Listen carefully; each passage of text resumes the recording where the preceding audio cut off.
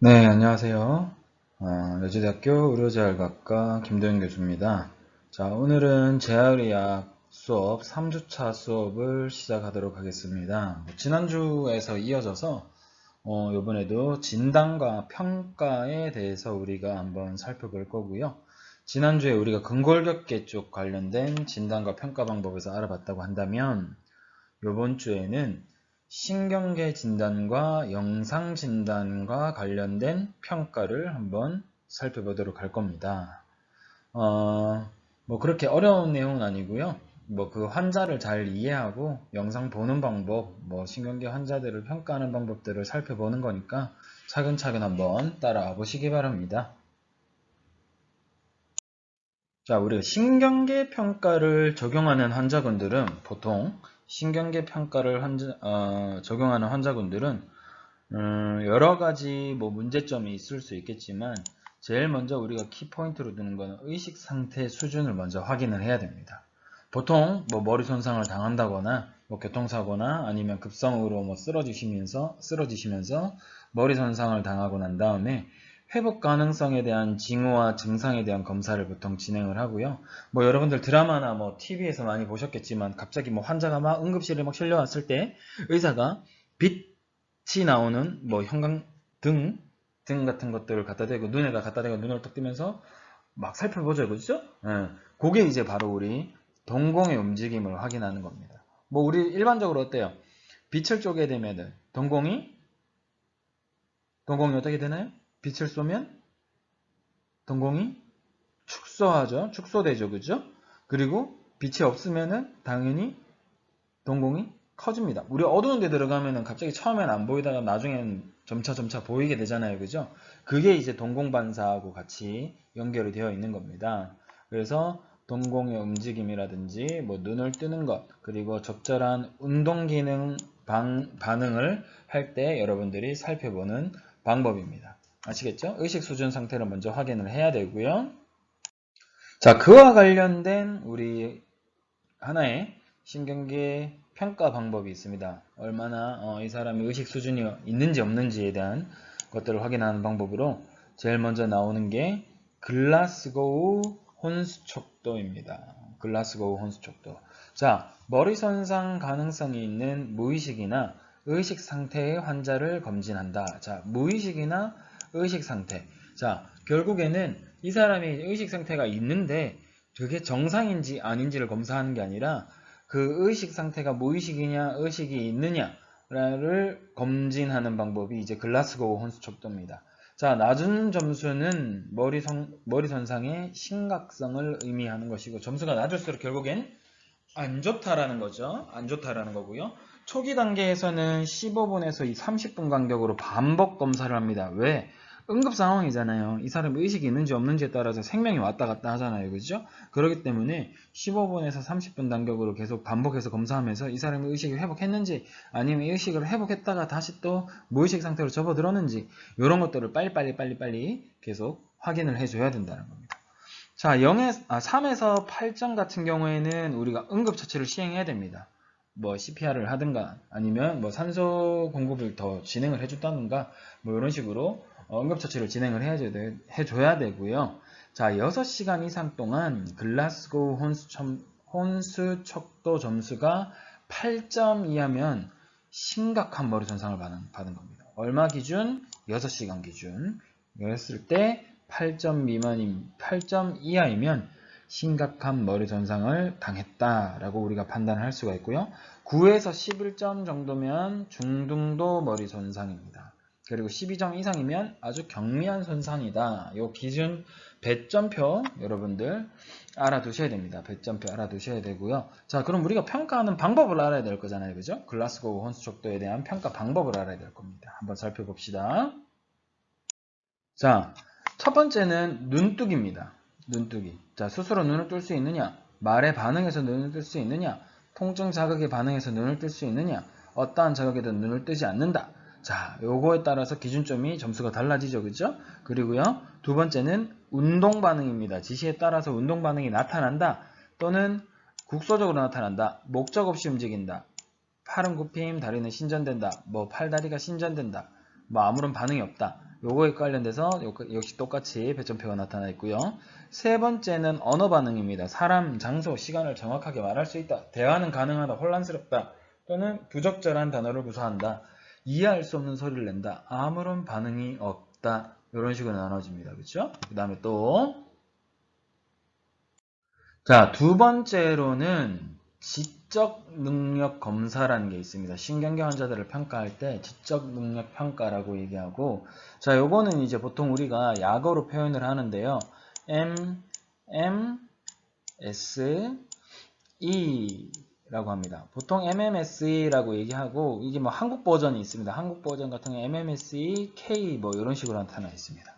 뭐 어려운 건 아니지만 여러분들 요거는 반드시 기억해 두시기 바랍니다. 뭐 시험에 많이 나와서 중요한 게 아니라 여러분들이 만약에 신경계 병원에 취업을 하게 된다거나 뭐 신경계 환자들을 만날 일이 있다 그러면 보통 요거는 거의 대부분 체크하고 갑니다. 특히 뇌졸중 환자분들한테 요거는 꼭 체크합니다. 자, 진압력이란 게 뭐냐면요. 진압력 같은 경우에는 환자의 이름, 주소, 전화번호, 지금 있는 곳이 어디인지 질문을 합니다. 그리고 두 번째는 집중력이고요. 환자에게 몇 개의 숫자나 단어들을 무지하기로 던져주고 순서대로 따라하게 합니다. 그리고 세 번째는 회상력이고요. 회상력은 세 개의 숫자나 물건을 기억하게 하고 5분 후에 다시 말하게 합니다. 자, 계산력 같은 경우에는 100에서 7을 연속적으로 빼는 계산을 시행을 해야 되고요. 판단력 같은 경우에는 환자에게 집으로 가려면 어떻게 해야 하는가, 또는 불이 나면 어디로 신고하는가 등 우리가 일반적으로 알고 있는 상식들이 있잖아요. 그죠? 그런 것들을 물어보는 겁니다. 그리고 유사성은 비슷한 물건의 특징을 설명하라고 지시하는 방법입니다. 자, 대표적인 예로 하나씩 살펴보면 뭐 환자한테 이건 물어보는 겁니다. 물어보는 거고, 진압력 같은 경우에는 환자분한테 환자분 성함이 어떻게 되시나요? 집 주소는 어떻게 되시나요? 전화번호는 뭔가요? 아니면 뭐 지금 있는 곳이 어딘가요? 뭐 병원이겠죠, 당연히. 그죠? 병원을 얘기하거나 뭐 그런 것들을 잘 대답할 수 있느냐? 지금 현재에 대한 인지 상태를 확인을 하는 겁니다. 그죠? 그리고 집중력은 환자에게 몇 개의 숫자나 단어를 무작위를 주고 이제 따라 읽어보세요. 뭐 이렇게 얘기를 하는 겁니다. 따라 읽어보세요고요.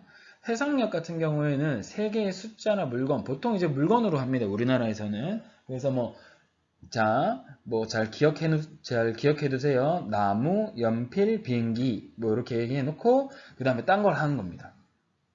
뭐 5분 후에 말하거나 다시 말하게 하잖아요. 그죠? 그렇기 때문에 그동안에 뭐 계산력을 계산하고 있습니다. 자, 환자분 100에서 7을 빼면 얼마인가요? 여러분들 100에서 7을 빼면 얼마예요? 모르지 않겠죠? 그죠? 93입니다. 그죠? 93이요? 이렇게 얘기하잖아요. 그죠? 그럼 93에서 7을 또 빼면 얼마예요? 86이죠. 그죠? 뭐 환자분들 가끔씩 근데 뭐 틀릴 경우가 있습니다. 87, 88 이러잖아요. 그죠? 아니에요. 틀렸어요. 막 이렇게 하지 마세요. 그거 아니라 틀렸다라는 걸 표현하는 게 아니라 그 환자가 어떤 대답을 하든 그 다음에 다시 또 7을 빼게 하는 겁니다. 내 점수만 틀렸다라고 표시해 놓으면 되는 겁니다. 요건 뭐 지금 이해를 하기가 힘드시면 제가 좀 이따가 아니라 나중에 대면 수업을 하게 되면 이 MMSE는 다시 한번 설명을 해드릴 겁니다. 4주가 끝나고 난 다음에 5주차 때 우리가 대면 수업을 하게 되면 그때 제가 다시 한번 요거에 대해서는 깊이 있게 설명을 해드릴 건데 뭐 봐야 좀 이해가 더 잘 될 수 있어요. 물론 지금 제가 설명해 드리는 것만 해도 이해를 하는 학생들이 있긴 하겠지만 혹시나 이해가 안 된다고 하면 뭐 다시 얘기를 하면 100에서 7을 빼게 하면 93이죠. 그죠? 근데 환자분들이 가끔씩 뭐 이 답을 못 내는 경우도 있습니다.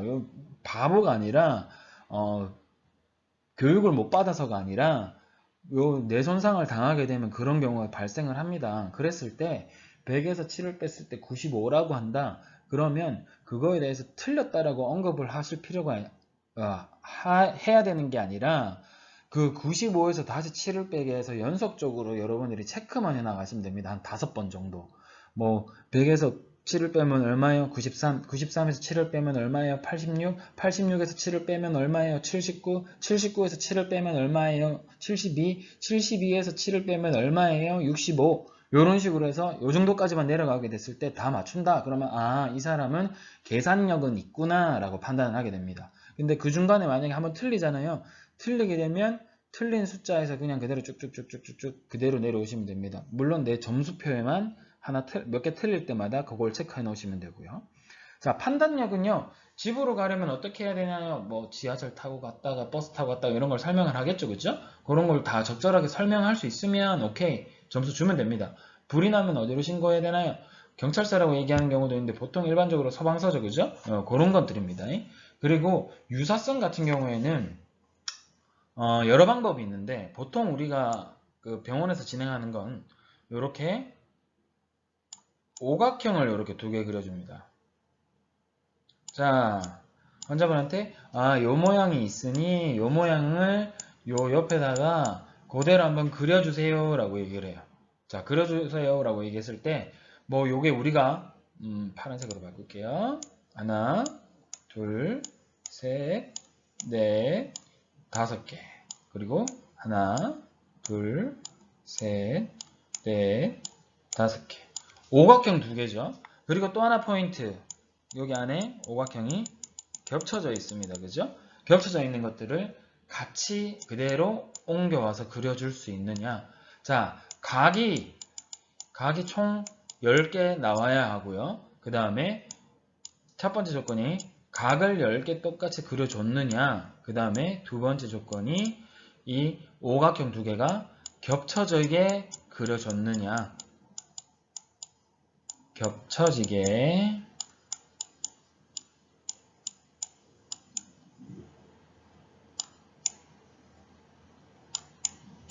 그려졌느냐라는 거, 요 2가지를 꼭 확인을 하셔야 됩니다.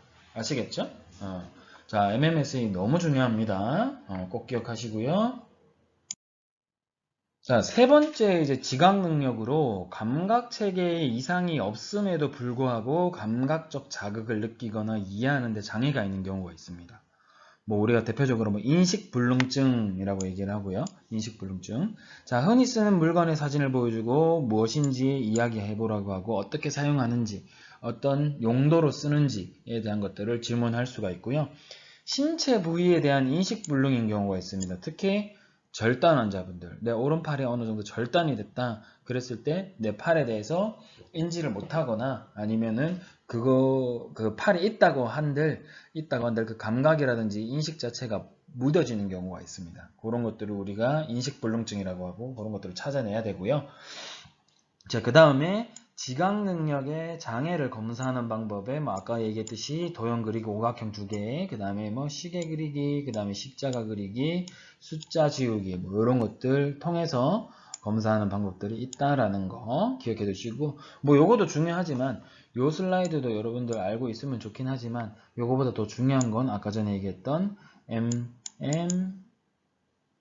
MMSE다 라는 거. MMSE는 너무 중요합니다, 솔직히. 이게 단점이 있기는 해요, 사실. MMSE 자체에도 단점은 존재합니다. 뭐 어떤 단점이 있을까요?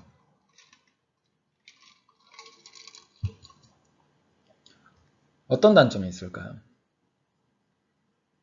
환자한테 물어보게 되면, 얘기를 하게 되면, 사실 학습이 됩니다, 이게. 똑같은 내용이죠, 그죠? 뭐, 오늘 내가 만약에 여러분들, 환자한테 이제, 검사를 시행을 했다. 근데 이제 얼마나 나아졌는지, 인지 능력이 좋아졌는지를 확인하기 위해서 한 달 뒤에 다시 했다. 근데 이미 똑같은 설문지예요. 그러다 보니까 환자는 알고 있습니다, 어떤 내용인지. 뭘 검사하는지. 그렇기 때문에 학습의 효과라는 게 있다라는 게 좀 최대 단점입니다. 하지만 아직까지도 우리나라에서 이제 지각 능력과 뭐 인지 능력을 확인하는데 MMSE를 가장 많이 활용하기 때문에 이 MMSE는 여러분들이 반드시 알고 있으셔야 됩니다. 아시겠죠? 자, 요거는 이제 우리가 왼쪽 무시 증상이 있는 전형적인 오른쪽 대뇌 방구 손상 환자를 예를 든 겁니다. 이 사람이 만약에 뭐 A, B, C, D, E라는 검사를 우리가 시행을 했습니다. 그랬을 때 어떻게 나타냈냐면, 자, 왼쪽에 있는 요 정육면체를 그리세요 하면, 자, 요 부분 있죠? 요 부분을 무시해 버립니다. 안 그린다는 거예요. 그죠? 지우고 다시 요 부분을 안 그린다는 겁니다. 안 그리고 요 오른쪽에 있는 부분만 그리죠. 자, 꽃도 보세요. 원래 여기가 더 와있어야 돼, 여기가 더 그려야 되잖아요. 꽃잎을 안 그립니다. 여기 이파리도 안 그립니다. 그죠? 그런 것처럼 이쪽 왼쪽을 무시하고 오른쪽만 그립니다. 그리고 시계 보세요. 우리가 1부터 12까지 있잖아요. 그죠? 12, 1, 2, 3, 4, 5, 6, 5. 그 다음에 왼쪽은 무시해버립니다. 안 그리죠. 그죠? 그 다음에 같은 그림 표시하기라고 했을 때 하나, 둘, 셋, 넷, 다섯, 여섯, 일곱. 별을 찾아보세요 라고 했는데 오른쪽만 쭉 체크하죠. 그죠? 이쪽은 무시해버립니다. 그죠? 자, 요 선을 그려놓고 난 다음에 정중앙에다가 선의 정중앙에다가 짝대기를 수직을 하나 그어주세요 라고 했는데 오른쪽으로 치우쳐서 그렸죠. 그죠? 그런 것들. 그 다음에 사물의 위치를 표시해보세요. 오른쪽만 역시 인지하는 경우입니다. 요 같은 5가지 테스트를 했을 때 이러한 증상이 나타난 걸 우리는 왼쪽 무시 증상이 있다라고 나타내는 겁니다. 아시겠죠? 이해가 됐나요? 이게 인지 능력이 부족한 환자분들을 테스트하게 됐을 때 이러한 결과가 나타난다라는 거 여러분들이 알고 있으면 좋을 겁니다. 자, 우리가 이제 또 네 번째로는 뇌신경 검사가 있습니다. 뇌신경 검사가 있는데, 자, 우리 뇌신경 요 12가지는 여러분들이 좀 암기를 해두시면 좋아요, 사실. 뭐 검사 방법까지는 뭐 기대 안 합니다만, 그래도 뇌신경 12가지는 여러분들이 알아두시면 나중에 크게 도움이 될 겁니다. 자, 1번 뇌신경은 후각이고요. 2번은 시각, 3번은 눈돌림, 4번은 도르래, 5번은 3차, 6번은 갓돌림, 7번은 얼굴, 8번은 속귀, 9번은 혀인두, 10번은 미주신경, 11번은 더부신경, 12번은 혀밑신경입니다. 각각을 검사하는 방법들은 뭐 후각검사, 1번은 후각검사를 통해서 검사를 하고요. 그 다음에 시각은 거만경 검사나 두눈 시야 검사, 뭐 3번하고 4번 같은 경우에는 동공반사와 외환운동 검사를 진행을 하고요. 5번 뇌신경 같은 경우에는 각막반사와 얼굴 감각 검사, 그리고 6번 신경 같은 경우에는 동공반사와 외환운동. 뭐 3, 4, 6번이 똑같죠. 그죠? 그 다음에 7번은 맛보기와 얼굴 표정 짓기, 발음하기 등 얼굴 표정에 있는 근육들을 지배하는 신경입니다. 그러게 7번 신경이고요. 9번하고 10번 같은 경우에는 맛보기, 발음하기, 삼키기를 통해서 확인할 수가 있고요. 11번 더부신경은 목빗근과 등세모근, 우리 등세모근 근육 기능 회복 시간에 배웠었죠. 그죠? 그 기능 회복 오리진 인설션 너브 중에서 너브 파트를 보면 더부신경이라고 있을 겁니다. 기능 회복 책 한번 지금 살펴보세요. 트라페지우스 근육의 등세모근 근육의 지배신경은 더부신경이다 라고 적혀 있을 겁니다. 그거처럼 목빗근과 등세모근의 근력을 통해서 우리가 11번 신경을 확인할 수가 있고요. 자, 혀밑신경 같은 경우에는 발음하기나 삼키기를 통해서 확인할 수가 있습니다. 이렇게 뇌신경 12가지가 있고 각각에 대한 검사 이런 식으로 시행할 수 있다라는 거 반드시 기억해 두시기 바랍니다. 요거는 기억해 두세요. 진짜 뇌신경 요거는 도움이 될 겁니다. 여러분들한테. 아시겠죠? 요건 차근차근히 여러분들이 이해하고 안 이해하신다고 생각하더라도 요거는 지금 요 시점에 하나 외워놓으면 좋을 겁니다. 뇌신경. 아시겠죠? 자, 5번째로 반사검사가 있습니다. 반사검사. 자, 반사검사는 크게 2가지로 나눠집니다. 크게 2가지로 나누는데 깊은 힘줄 반사와 얕은 반사 2가지로 나눠집니다. 요거 종류 여러분들 알아두셔야 됩니다. 요거 뭐 뒤에 어차피 제가 정리를 해뒀지만 요거 꼭 기억해 두셔야 되고요. 깊은 힘줄 반사에는 자, 위팔 2갈래근, 위팔 3갈래근, 넉다리 4갈래근, 종아리 3갈래근 요 3가지 근육이 있다라는 거 기억해 두셔야 되고요. 감각과 운동 요소로 구성되어 있는 척수반사의 상태를 검사합니다. 척수반사입니다. 이거는 아까 전에 우리 뇌신경 검사 같은 경우에는 그 뇌와 관련된 반사 검사죠. 그죠?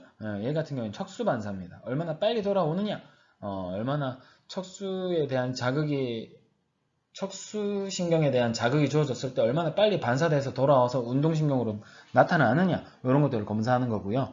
바이셉스 브라키, 그 다음에 위팔 3갈래근, 넉다리 4갈래근, 종아리 3갈래근이다 라는 거. 자, 요거도 외워두셔야 됩니다. 요거도 신경번호입니다. 여기 C5에서 C6의 신경번호를 검사할 때는 위팔 두 갈래근 검사를 하면 되고요. C7에서 C8까지는 위팔 세 갈래근, L2에서 L4 같은 경우에는 넙다리 네 갈래근, S1에서 S2는 종아리 세 갈래근이라는 겁니다. 아시겠죠? 중요합니다. 중요해요. 자, 위팔 두 갈래근 같은 경우에는 위팔 두 갈래근 그 인설션 부분이 이 부분입니다. 이 부분을 이런 망치 같은 거 있죠, 그렇죠? 이런 망치로 툭 치게 됐을 때 팔이 속 올라옵니다. 이런 식으로 올라오게 되면서 아, 얘가 C5, C6 파트에 대해서 척수 반사가 일어나는구나, 아니구나 라는 걸 확인할 수 있는 방법이 이거고요. 여기 위팔 두 갈래근 방법입니다. 암기해 두셔야 된다고 얘기했습니다. 위팔 두 갈래근 하면 C5에서 C6. 이거 시험 문제에도 잘 나옵니다. 분명히. 시험 문제도 굉장히 많이 나오고요. 이렇게 적용이 됐을 때, 아까 전에 우리가 봤던 네 가지 그 근육이 있죠, 그죠? 그거하고 요거하고 요 신경 지배 받는 부분들을 바꿔가지고 문제를 자주 냅니다. 그래서 옳지 않은 것은 옳은 것은 이런 식으로 국가고시에 나오기도 합니다. 꼭 기억해 두시기 바랍니다. 사실 우리가 아직 그 위팔 두 갈래근하고 위팔 세 갈래근을 안 배웠기 때문에 기능해박 시간에서 좀 헷갈릴 수 있겠지만 위팔 두 갈래근 같은 경우는 여러분들 알통 근육 하잖아요. 막 나 알통 있다면서 막 하잖아요. 그죠? 그 알통 부분의 윗부분에 있는 근육이고요. 그 팔을 오히려 팔꿈치를 쭉 폈을 때 뒤쪽 부분 우리 뒤쪽에 있는 근육들 알이 볼록 나오는 경우 있죠. 그죠? 그 부분이 이제 위팔 세 갈래근입니다.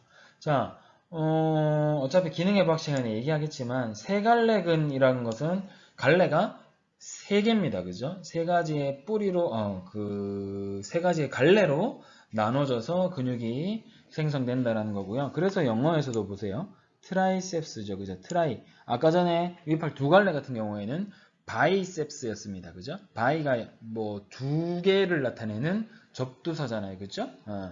뭐 세 갈래는 트라이고 그죠? 만약에 하나면은 뭐 모노 이런 게 나타났겠죠, 그죠? 그런 건 없습니다. 근데 위팔 세갈래근 같은 경우에는 트라이셉스 브라키라고 얘기하고, 자, 아까 전에 위팔 두갈래근하고 다르게 C7과 C8 부분의 지배를 받습니다. 이 부분입니다. 이 부분. 이 부분에서 정지를 하거든요. 역시 망치 같은 걸로 망치 이거 안 아파요. 이거 막 뼈 부서지고 이런 망치 아닙니다. 이런 걸로 통 치게 됐을 때 반사 반응이 일어나느냐 안 일어나느냐를 통해서 우리가 확인해 볼 수 있습니다. 아시겠죠? 됐나요? 빠른가요, 제가? 일단 넘어가겠습니다. 자, 넙다리 네갈래근, 자, 얘는 네갈래죠, 그죠? 네갈래다 보니까 쿼드리라는 얘기가 나옵니다. 쿼드리. 자, 바이셉스하고 트라이셉스 같은 경우에는 우리 상완부라고 얘기하고, 그죠? 어퍼암이라고 얘기하는 휴머러스 뼈와 연결되어 있는 그쪽 근육군을 우리는 바이셉스하고 트라이셉스가 대표적인 예로 우리가 들 수가 있고요. 쿼드리셉스 같은 경우에는 요 우리 허벅지 부분 있잖아요. 요 부분 앞에 있는 우리 볼록 나온 부분 있잖아요. 그죠? 그 부분입니다. 그랬을 때 L2와 L4의 신경지배를 받기 때문에 우리가 L2와 L4와 관련된 깊은 반사 같은 경우에 넙다리 네갈래근 쿼드리셉스 머슬로 테스트를 한다. 역시 망치 같은 걸로 톡 치게 됐을 때 다리가 슉 이렇게 올라오죠. 그죠? 이런 것들입니다. 요런 것들이고 빠르지는 않죠. 혹시나 빠르면 뭐 나중에 여러분들이 뭐 만족도 조사나 아니면 뭐 저한테 따로 얘기를 하시면 속도 조절을 하도록 하겠습니다. 제가 생각하기에 평소 제가 수업하는 것보다는 좀 빠른 것 같지는 않은데 그래도 혹시 모르니까. 그리고 이해가 잘 안 되면 중간에 멈춰놨다가 다시 영상을 뭐 본다거나 아니면 뭐 좀 더 천천히 재생시킨다거나 뭐 이런 식으로 해서 속도 조절을 좀 하세요. 그러면 좀 도움이 될 겁니다. 아시겠죠? 마지막 깊은 반사 같은 경우는 종아리 세갈래근입니다. 얘는 세갈래죠, 그죠? 그러다 보니까 아까 우리 위팔 세갈래근처럼 트라이라는 말이 붙었죠, 그죠? 트라이셉스 술레입니다. 그쵸? 그랬을 때 얘 같은 경우에는 S1과 S2의 신경지배를 받는다. 이 부분입니다. 아킬레스 텐던 바로 위쪽이에요. 얘가 요렇게 있습니다. 자, 원래 한 갈래, 두 갈래가 만들어진 근육이 있어요. 그걸 우리는 가스트로네미우스라고 얘기하는 근육인데 어차피 이거 기능해 볼 시간에 배울 겁니다. 배울 거고요. 여기 안쪽에 이제 솔레우스 머슬이 하나 따로 있습니다. 그렇기 때문에 이거 합해서 1, 2, 3 해서 세 갈래 트라이셉스 슐레라고 묶어서 두 가지 근육을 얘기를 합니다. 걔네들이 모이는 곳이 이렇게 연결이 돼서 이쪽에서 만나가지고요. 이쪽에서 만나가지고 발 뒤꿈치까지 연결되고 우리가 알고 있는 요 발 뒤꿈치에서 요 근육근들이 모이는 지점까지를 우리는 아킬레스 텐던이라고 얘기를 하죠. 그죠? 그랬을 때 반사가 일어나는지 아닌지를 확인할 수가 있습니다. 아시겠죠? 자, 얕은 반사가 있습니다. 우리가 아까 깊은 반사 같은 경우에는 보통 지금 어땠나요? 네 가지 전부 다 망치로 퉁퉁 쳤죠. 그죠? 쳤는데 얕은 반사 같은 경우에는 피부가 손상되지 않을 정도로 긁어서 검사합니다. 긁어서 검사하고요.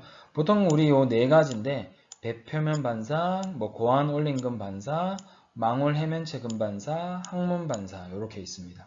각각의 지배역력 T8부터 T12, 그 다음에 고안 올림근 반사 같은 경우는 L1에서 L2, 망울 해면체근 반사 같은 경우는 S3에서 S4, 그 다음에 항문 반사 같은 경우에는 S5입니다. 자, 요거도 역시 중요합니다. 아까 깊은 반사하고 구분을 해서 알아두셔야 되고, 깊은 힘줄 반사하고 구분해서 알아두셔야 됩니다. 아시겠죠? 중요하고요. 어차피 제가 마지막에 정리해놨습니다. 슬라이드 하나에다가 정리해놓고, 그 슬라이드는 여러분들이 반드시 외우시기 바랍니다. 가서 다시 한번 설명드리겠습니다. 자, 얕은 반사 같은 경우에 첫 번째 우리 T8과 T12 반사가 있었다. 그렇죠? 그죠? 이걸 보통 우리 어브도미널 리플렉스라고 얘기하고요. 위쪽에 있는 배 쪽에다가 긁어서 표현을 할 수도 있고요. 검사할 수도 있고, 미드 어브도미널에 할 수도 있고, 로우 파트에다가 검사할 수도 있습니다. 저 배꼽 기준으로 위 같은 경우에는 T8, 9, 10, 그리고 아래 기준으로는 T10, 11, 12 이렇게 해서 반이 쭉 갈라집니다. 아시겠죠? 위쪽을 검사할 수 있고 아래쪽을 검사할 수 있다 라는 거 아시겠죠? 알아두시기 바랍니다.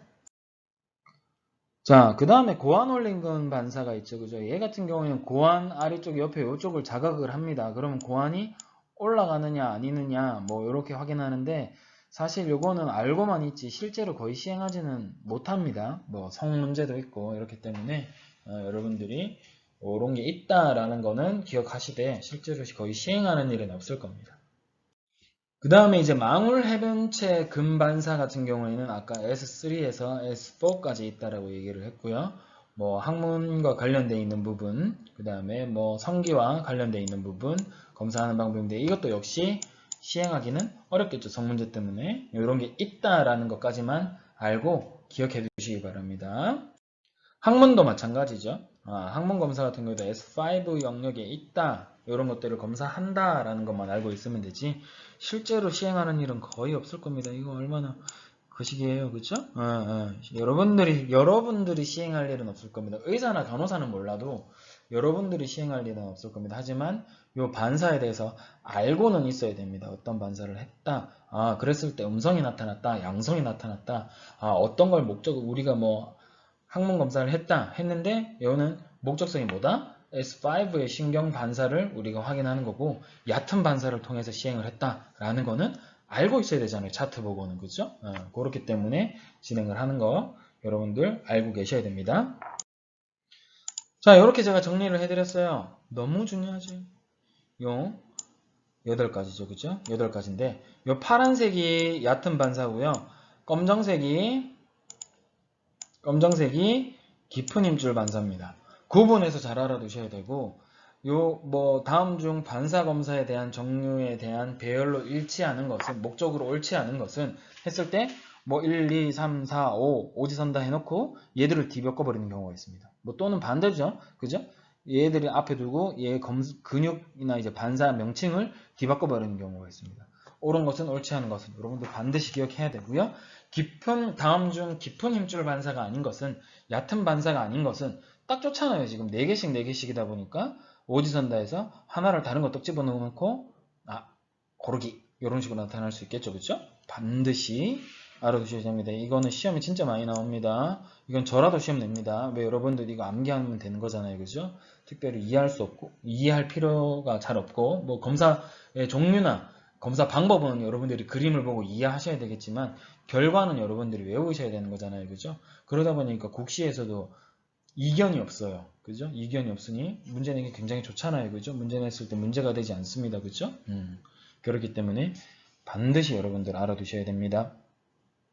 자, 여러분들 그 다음에 이제 마지막으로 알아두셔야 될 게, 반사에서 마지막으로 알아두셔야 될 게 병적 반사가 있어요. 자, 병적 반사가 양쪽으로 나타나면 상위 운동신경원의 병변을 나타나는 거고요. 한쪽에만 나타나게 되면 하위 운동신경원의 병변을 의미합니다. 뭐 상위 운동신경원은 브레인, 척수, 뭐 스파이널 코드 이런 게 있죠, 그렇죠? 그리고 하위 운동신경원은 그 아래쪽에 있는 나머지 지배신경들을 얘기하는 겁니다, 그렇죠? 대표적으로 이 세 가지가 있어요. 이 표가 여러분들 굉장히 중요하고요. 얘도 시험에 좀 많이 나옵니다. 특히 바빈스키, 요렇게 바빈스키가 많이 나오고요. 미안해요. 그 다음에 호프만, 오펜하임 요 세 가지 꼭 알아두셔야 됩니다. 어떻게 검사를 해서 어떠한 병변이다라는 것까지도 알고 계시면 좋습니다.